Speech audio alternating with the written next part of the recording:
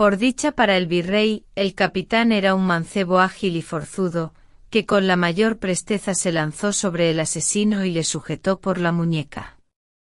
El sacrílego bregaba desesperadamente con el puño de hierro del joven, hasta que agolpándose los frailes y devotos que se encontraban en la iglesia, lograron quitarle el arma.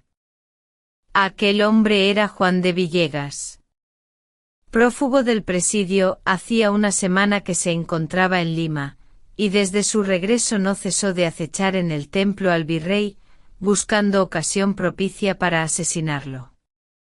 Aquella misma noche se encomendó la causa al alcalde don Rodrigo de Odría, y tanta fue su actividad que 8 días después, el cuerpo de Villegas se balanceaba como un racimo en la horca. «Lástima de pícaro», decía al pie del patíbulo don Rodrigo a su alguacil. «No es verdad, güerequeque, que siempre sostuve que este bellaco había de acabar muy alto». «Con perdón de _Usiría _ contestó el interpelado, que ese palo es de poca altura para el merecimiento del bribón. Amor de madre, crónica de la época del virrey Brazo de Plata _ a Juana Manuela Gorriti. Juzgamos conveniente alterar los nombres de los principales personajes de esta tradición, pecado venial que hemos cometido en _la emplazada _ y alguna otra. Poco significan los nombres si se cuida de no falsearla. Verdad histórica, y bien barruntará el lector qué razón, y muy poderosa, habremos tenido para desbautizar prójimos. En agosto de 1690 hizo su entrada en Lima el excelentísimo señor don Melchor Portocarrero Lazo de la Vega, conde de la Monclova, comendador de Zarza en la Orden de Alcántara y 23º virrey del Perú por su majestad don Carlos II. Además de su hija doña Josefa, y de su familia y servidumbre, acompañábanlo desde México, de cuyo gobierno fue trasladado a estos reinos, algunos soldados españoles. Distinguíase entre ellos por su bizarro y marcial aspecto, don Fernando de Vergara, hijodalgo extremeño, capitán de gentileshombres lanzas, y contábase de él que entre las bellezas mexicanas no había dejado la reputación austera de monje benedictino. Pendenciero, jugador y amante de dar guerra a las mujeres, era más que difícil hacerlo sentar la cabeza, y el virrey, que le profesaba paternal afecto, se propuso en Lima casarlo de su mano, por ver si resultaba verdad aquello de _estado muda Evangelina Zamora. Amén de su juventud y belleza, tenía prendas que la hacían el partido más codiciable de la ciudad de los reyes. Su bisabuelo había sido, después de Jerónimo de Aliaga, del alcalde Rivera, de Martín de Alcántara y de Diego Maldonado el Rico, uno de los conquistadores más favorecidos por Pizarro con repartimientos en el Valle del Rímac. El emperador le acordó el uso del _don y algunos años después los valiosos presentes que enviaba a la corona le alcanzaron la merced de un hábito de Santiago. Con un siglo a cuestas, rico y ennoblecido, pensó nuestro conquistador que no tenía ya misión sobre este valle de lágrimas, y en 1604 lió el petate, legando al mayorazgo en propiedades rústicas y urbanas, un caudal que se estimó entonces en un quinto de. El abuelo y el padre de Evangelina acrecieron la herencia, y la joven se halló huérfana a la edad de 20 años, bajo el amparo de un tutor y envidiada por su riqueza. Entre la modesta hija del conde de la Monclova y la opulenta limeña se estableció, en breve, la más cordial amistad. Evangelina tuvo así motivo para encontrarse frecuentemente en palacio en sociedad con el capitán de gentileshombres, que a fuer de galante no desperdició coyuntura para hacer su corte a la doncella, la que al fin, sin confesar la inclinación amorosa que el hidalgo extremeño había sabido hacer brotar en su pecho, escuchó con secreta complacencia la propuesta de matrimonio con don Fernando. El intermediario era el virrey nada menos, y una joven bien doctrinada no podía inferir desaire a tan encumbrado padrino. Durante los 5 primeros años de matrimonio, el capitán Vergara olvidó su antigua vida de disipación. Su esposa y sus hijos constituían toda su felicidad, era, digámoslo así, un marido ejemplar. Pero un día fatal hizo el diablo que don Fernando acompañase a su mujer a una fiesta de familia, y que en ella hubiera una sala, donde no solo se jugaba la clásica _malilla abarrotada, sino que alrededor de una mesa con tapete verde, se hallaban congregados muchos devotos de los culvículos. La pasión del juego estaba solo adormecida en el alma del capitán, y no es extraño que a la vista de los dados se despertase con mayor fuerza. Jugó y con tan aviesa fortuna, que perdió en esa noche 20.000 pesos. Desde esa hora el esposo modelo cambió por completo su manera de ser, y volvió a la febricitante existencia del jugador. Mostrándosele la suerte cada día más rebelde, tuvo que mermar la hacienda de su mujer y de sus hijos para hacer frente a las pérdidas, y lanzarse en ese abismo sin fondo que se llama _el desquite _. Entre sus compañeros de vicio había un joven, marqués a quien los dados favorecían con tenacidad, y don Fernando tomó a capricho luchar contra tan loca fortuna. Muchas noches lo llevaba a cenar a la casa de Evangelina y, terminada la cena, los dos amigos se encerraban en una habitación a descamisarse palabra que en el tecnicismo de los jugadores tiene una repugnante exactitud. Decididamente el jugador y el loco son una misma entidad. Si algo empequeñece a mi juicio, la figura histórica del emperador Augusto es que, según Suetonio, después de cenar jugaba a pares y nones. En vano Evangelina se esforzaba para apartar del precipicio al desenfrenado jugador. Lágrimas y ternezas, enojos y reconciliaciones fueron inútiles. La mujer honrada no tiene otras armas que emplear sobre el corazón del hombre amado. Una noche la infeliz esposa se encontraba ya recogida en su lecho, cuando la despertó don Fernando pidiéndole el anillo nupcial. Era este un brillante de crecidísimo valor. Evangelina se sobresaltó, pero su marido calmó su zozobra, diciéndola que trataba solo de satisfacer la curiosidad de unos amigos que dudaban del mérito de la preciosa alhaja. ¿Qué había pasado en la habitación donde se encontraban los rivales de tapete? Don Fernando perdía una gran suma, y no teniendo ya prenda que jugar, se acordó del espléndido anillo de su esposa. La desgracia es inexorable. La valiosa alhaja lucía pocos minutos más tarde en el dedo anular del ganancioso marqués. Don Fernando se estremeció de vergüenza y remordimiento. Despidióse el marqués y Vergara lo acompañaba a la sala, pero al llegar a ésta, volvió la cabeza hacia una mampara que comunicaba al dormitorio de Evangelina, y al través de los cristales viola sollozando de rodillas ante una imagen de María. Un vértigo horrible se apoderó del espíritu de don Fernando, y rápido como el tigre, se abalanzó sobre el marqués y le dio 3 puñaladas por. El desventurado huyó hacia el dormitorio, y cayó exánime delante del lecho de Evangelina. El conde de la Monclova, muy joven a la sazón, mandaba una compañía en la batalla de Arras, dada en 1654. Su denuedo lo arrastró a lo más reñido de la pelea, y fue retirado del campo casi moribundo.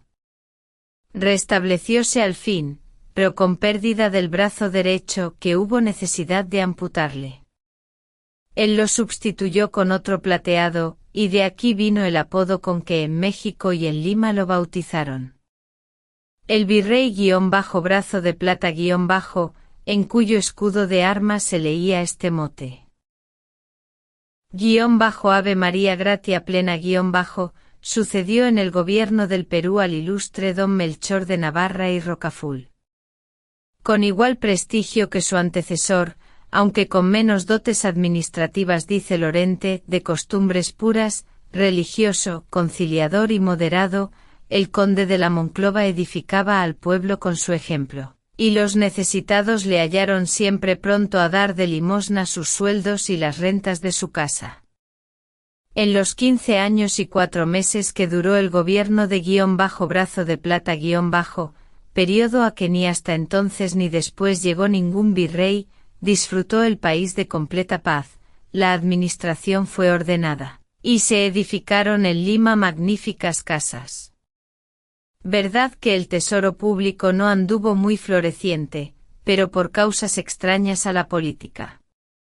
Las procesiones y fiestas religiosas de entonces recordaban, por su magnificencia y lujo, los tiempos del conde de Lemos.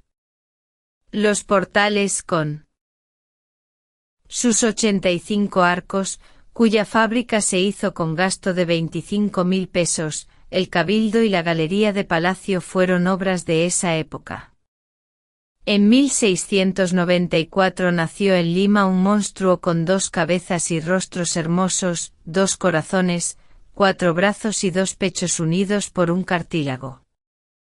De la cintura a los pies poco tenía de fenomenal, y el enciclopédico limeño don Pedro de Peralta escribió con el título de _Desvíos de la naturaleza _ un curioso libro, en que a la vez que hace una descripción anatómica del monstruo, se empeña en probar que estaba dotado de 2 muerto Carlos el hechizado en 1700, Felipe V, que lo sucedió, recompensó al conde de la Monclova haciéndolo grande de España. Enfermo octogenario y cansado del mando, el virrey _Brazo de Plata _ instaba a la corte para que se le reemplazase. Sin ver logrado este deseo, falleció el conde de la Monclova el 22 de septiembre de 1702, siendo sepultado en la catedral, y su sucesor, el marqués de Castel dos Ríos, no llegó a Lima sino en junio de 1707. Doña Josefa, la hija del conde de la Monclova, siguió habitando en palacio después de la muerte del virrey, mas una noche, concertada ya con su confesor, el padre Alonso Mesía, se descolgó por una ventana y tomó asilo en las monjas de Santa Catalina, profesando con el hábito de Santa Rosa, cuyo monasterio se hallaba en Fábrica. En mayo de 1710 se trasladó doña Josefa Portocarrero Lazo de la Vega al nuevo convento, del que fue la primera abadesa. 4 meses después de su prisión, la Real Audiencia condenaba a muerte a don Fernando de Vergara. Este desde el primer momento había declarado que mató al marqués con alevosía, en un arranque de desesperación de jugador arruinado. Ante tan franca confesión no quedaba al tribunal más que aplicar la pena. Evangelina puso en juego todo resorte para libertar a su marido de una muerte infamante, y en tal desconsuelo, llegó el día designado para el suplicio del criminal. Entonces la abnegada y valerosa Evangelina resolvió hacer por amor al nombre de sus hijos, un sacrificio sin vestida de duelo. Se presentó en el salón de palacio en momentos de hallarse el virrey conde de la Monclova en acuerdo con los oidores y expuso, que don Fernando había asesinado al marqués, amparado por la ley, que ella era adúltera, y que, sorprendida por el esposo, huyó de sus iras, recibiendo su cómplice justa muerte del ultrajado marido. La frecuencia de las visitas del marqués a la casa de Evangelina, el anillo de esta como gaje de amor en la mano del cadáver, las heridas por la espalda, la circunstancia de habérsele hallado al muerto al pie del lecho de la señora, y otros pequeños detalles eran motivos bastantes para que el virrey, dando crédito a la revelación, mandase suspenderla. El juez de la causa se constituyó en la cárcel para que don Fernando ratificara la declaración de su esposa. Mas apenas terminó el escribano la lectura cuando Vergara, presa de 1000 encontrados sentimientos, lanzó una espantosa carcajada. El infeliz se había vuelto loco. Pocos años después, la muerte cernía sus alas sobre el casto lecho de la noble esposa, y un austero sacerdote prodigaba a la moribunda los 4 hijos de Evangelina esperaban arrodillados la postrera bendición maternal. Entonces la abnegada víctima, forzada por su confesor, les reveló el tremendo secreto. El mundo olvidará, les dijo, el nombre de la mujer que os dio la vida, pero habría sido implacable para con vosotros si vuestro padre hubiese subido los escalones del cadalso. Dios, que lee en el cristal de mi conciencia, sabe que ante la sociedad perdí mi honra porque no os llamasen un día los hijos del ajusticiado.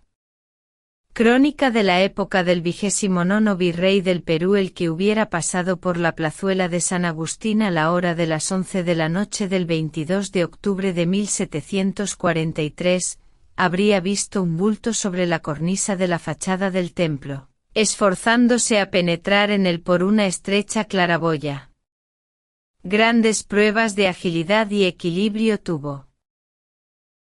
Sin duda que realizar el escalador hasta encaramarse sobre la cornisa, y el cristiano que lo hubiese contemplado habría tenido que santiguarse tomándolo por el -enemigo malo- o por duende cuando menos.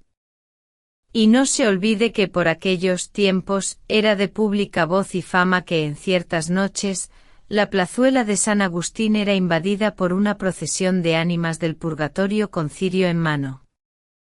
Yo ni quito ni pongo, pero sospecho que con la República y el gas les hemos metido el resuello a las ánimas benditas, que se están muy mohínas y quietas en el sitio donde a su divina majestad plugo ponerlas.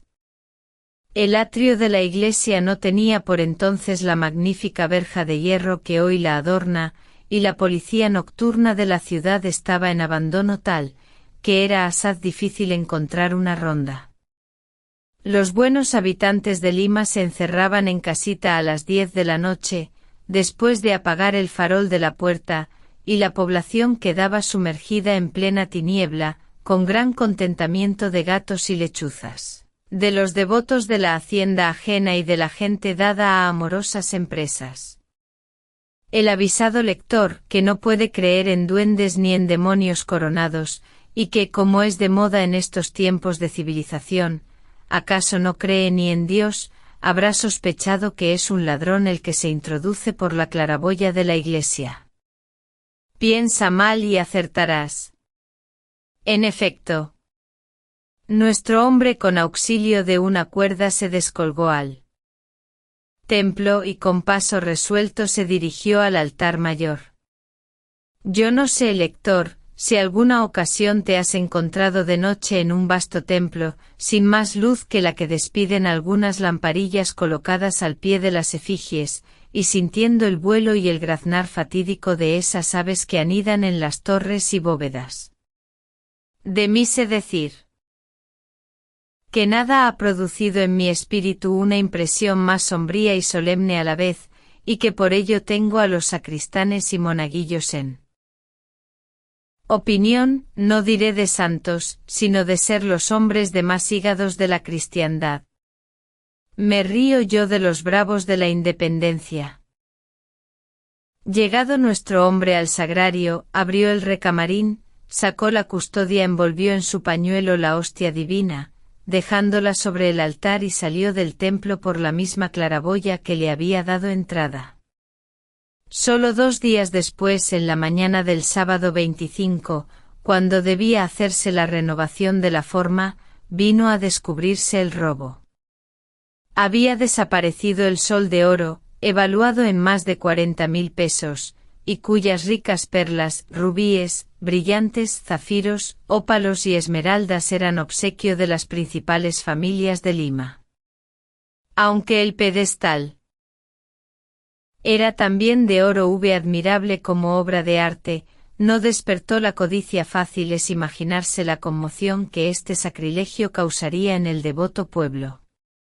Según refiere el erudito escritor del Diario de Lima en los números del 4 y 5 de octubre de 1791, hubo procesión de penitencia, sermón sobre el texto de David, _exurge, domine, et judica causam tuam _ constantes rogativas, prisión de legos y sacristanes, y carteles fijando premios para quien denunciase al ladrón. Se cerraron los coliseos y el duelo fue general cuando, corriendo los días sin descubrirse al delincuente, recurrió la autoridad eclesiástica al tremendo resorte de leer censuras y apagar candelas. Por su parte el marqués de Villagarcía, virrey del Perú, había llenado su deber, dictando todas las providencias en su arbitrio estaban para capturar al sacrílego.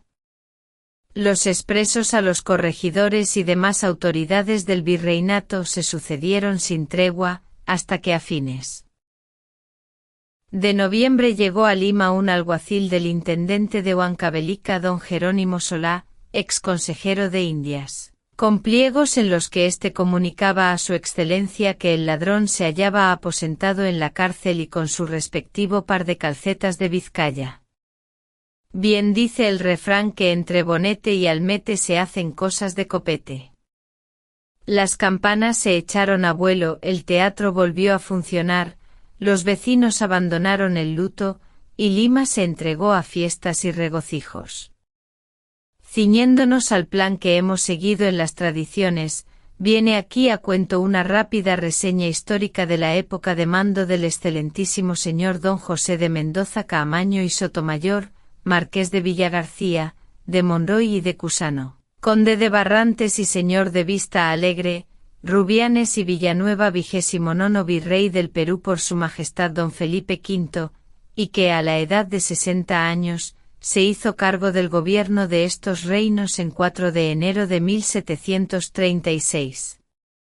El marqués de Villagarcía se resistió mucho a aceptar el virreinato del Perú, y persuadiéndolo uno de los ministros del rey para que no rechazase lo que tantos codiciaban, dijo: «Señor, vueseñoría me ponga a los pies de su majestad, a quien venero como es justo y de ley, y represéntele que haciendo cuentas conmigo mismo, he hallado que me conviene más vivir pobre hidalgo que morir rico».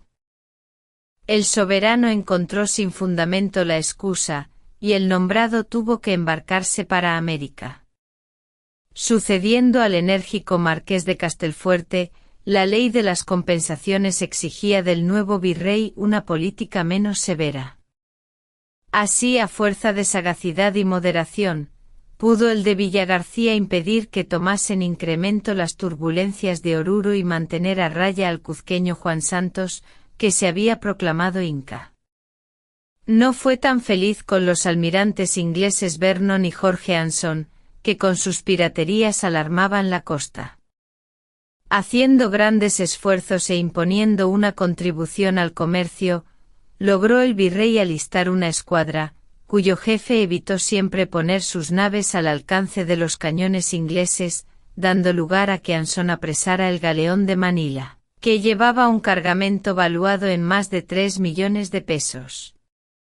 Bajo su gobierno fue cuando el mineral del Cerro de Pasco principió a adquirir la importancia de que hoy goza, y entre otros sucesos curiosos de su época merecen consignarse la aurora boreal que se vio una noche en el Cuzco, y la muerte que dieron los fanáticos habitantes de Cuenca al cirujano de la expedición científica que a las órdenes del sabio Lacondamine visitó la América.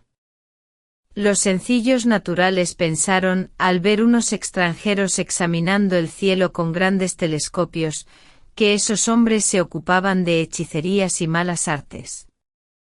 A propósito de la venida de la comisión científica, leemos en un precioso manuscrito que existe en la Biblioteca de Lima, titulado Viaje al globo de la luna que el pueblo limeño bautizó a los ilustres marinos españoles don Jorge Juan y don Antonio de Ulloa y a los sabios franceses Gaudin y Lacondamine con el sobrenombre de los caballeros del punto fijo aludiendo a que se proponían determinar con fijeza la magnitud y figura de la Tierra.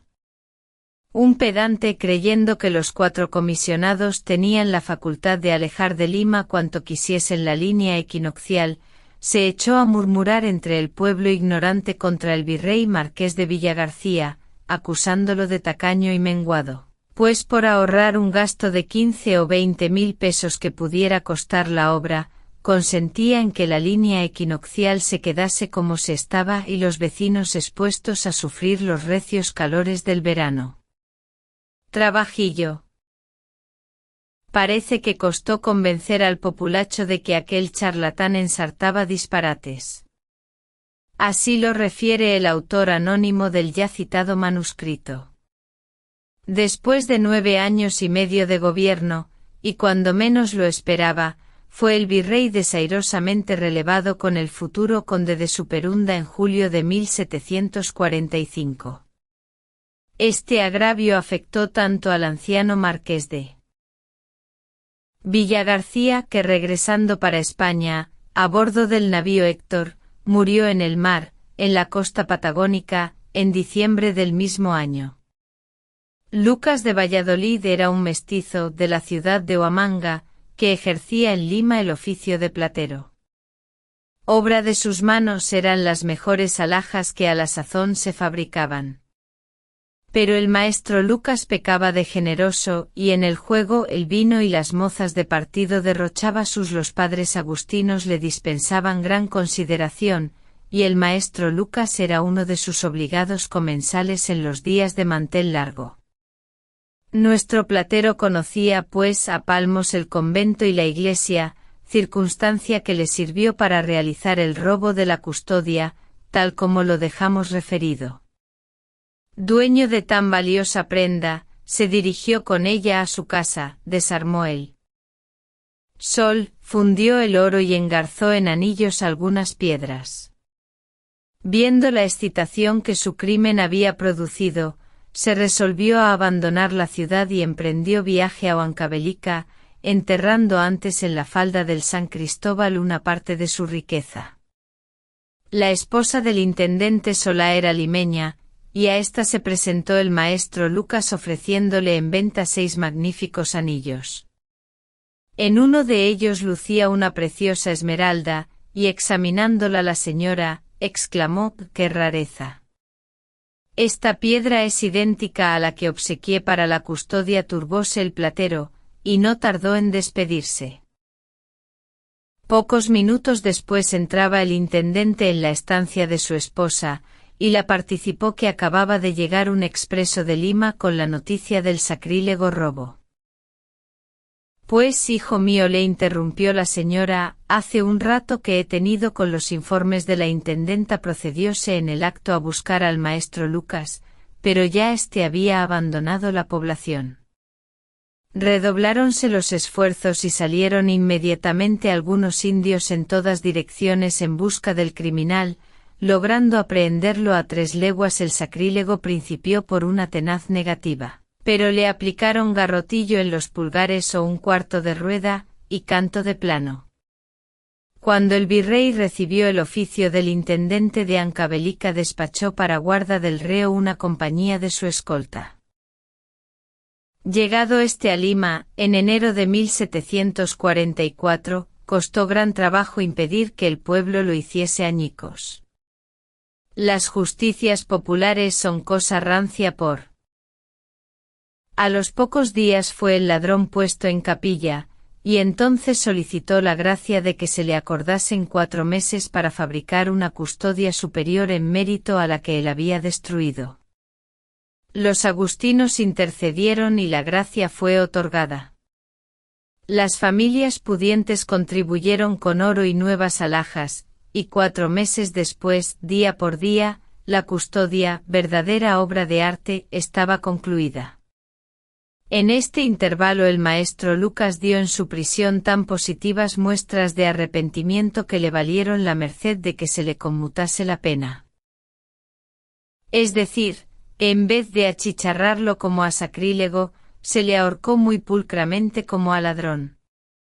Rudamente, pulidamente, mañosamente. Crónica de la época del virrey Amat-en que el lector hace conocimiento con una hembra del coco, de Leonorcica Michel. Era lo que hoy llamaríamos una limeña de _rompe y rasga_. Lo que en los tiempos del virrey Amat se conocía por una mocita del _tecum_ y de las que se amarran la liga encima de la rodilla. 27 años con más mundo que el que descubrió Colón, color sonrosado, ojos de más preguntas y respuestas que el catecismo, nariz de escribano por lo picaresca, labios retozones, y una tabla de pecho como para asirse de ella un náufrago, tal era en compendio la muchacha. Añádase a estas perfecciones brevísimo pie, torneada pantorrilla, cintura estrecha, aire de taco y sandunguero, de esos que hacen estremecer hasta a los muertos del Campo Santo. La moza, en fin, no era _boccato di cardinale _, sino _boccato _ de concilio ecuménico. Paréceme que con el retrato basta y sobra para esperar mucho de esa pieza de tela en plástica, que era como el canario y luego se sacude con arte y maña. Leonorcica, para colmo de venturanza, era casada con un honradísimo pulpero español, más bruto que el que asó la manteca, y a la vez más manso que todos los carneros juntos de la cristiandad y morería. Él, pobrete, no sabía otra cosa que aguar el vino, vender gato por liebre y ganar en su comercio muy buenos cuartos, que su bellaca mujer se encargaba de gastar bonitamente en cintajos y faralares, no para más encariñar a su cónyuge, sino para engatusar a los oficiales de los regimientos del rey. A la chica, que de suyo era tornadiza, la había agarrado el diablo por la milicia y... Échele usted un galgo a su honestidad. Con razón decía uno, algo tendrá al matrimonio cuando necesita bendición de cura. El pazguato del marido, siempre que la sorprendía en gatuperios y juegos nada limpios con los militares, en vez de coger una tranca y derrengarla, se conformaba con decir, mira, mujer, que no me gustan militronchos en casa y que un día me pican las pulgas y hago una que sea sonada. Pues mira, arrastrado. No tienes más que empezar, contestaba la mozuela, puesta en jarras y mirando entre ceja y ceja a su víctima. Cuentan que una vez fue el pulpero a querellarse ante el provisor y a solicitar divorcio, alegando que su conjunta lo trataba mal. Hombre de Dios. ¿Acaso te pega? Le preguntó su señoría. No, señor, contestó el pobre diablo, no me pega. Pero este marido era de la misma masa de aquel otro que cantaba, mi mujer me han robado, ya para bromas basta. Al fin la cachaza tuvo su límite y el marido hizo una que fue sonada. ¿Perniquebró a su costilla? ¿Le rompió el bautismo a algún galán? ¿Quiá? Razonando filosóficamente pensó que era tontuna perderse un hombre por perrerías de una mala pécora, que de hembras está más poblado este pícaro mundo, y que como dijo no sé quién, las mujeres son como las ranas, que por una que zambulle salen 4 a flor de agua. De la noche a la mañana traspasó pues la pulpería, y con los reales que el negocio le produjo se trasladó a Chile, donde en Valdivia puso una cantina. ¡Qué fortuna la de las anchovetas! En vez de ir al puchero se las deja tranquilamente en el agua. Esta metáfora traducida a buen romance quiere decir que Leonorcica, lejos de lloriquear y tirarse de las greñas, tocó generala, revistó a sus amigos de cuartel y de entre ellos, sin más recancamusas, escogió para amante de relumbrón al alférez del regimiento de Córdoba don Juan Francisco Pulido, mocito que andaba siempre más emperejilado que rey de baraja fina. Se ha caído bajo tu dominio, lector amable, mi primer libro de tradiciones, habrás hecho conocimiento con el excelentísimo señor don Manuel Amat y Juniet, 31º virrey del Perú por su majestad Fernando VI. Ampliaremos hoy las noticias históricas que sobre la Capitanía General de Chile fue, en el siglo pasado, un escalón para subir al virreinato. Manso de Velazco Amat, Jáuregui O'Higgins y Avilés, después de haber gobernado en Chile, vinieron a ser virreyes de la fines de 1761 se hizo Amat cargo del gobierno. Traía, dice un historiador, la reputación de activo, organizador, inteligente, recto hasta el rigorismo y muy celoso de los intereses públicos, sin olvidar la propia conveniencia. Su valor personal lo había puesto a prueba en una sublevación de presos en Santiago. Amat entró solo en la cárcel y, recibido a pedradas, contuvo con su espada a los rebeldes. Al otro día,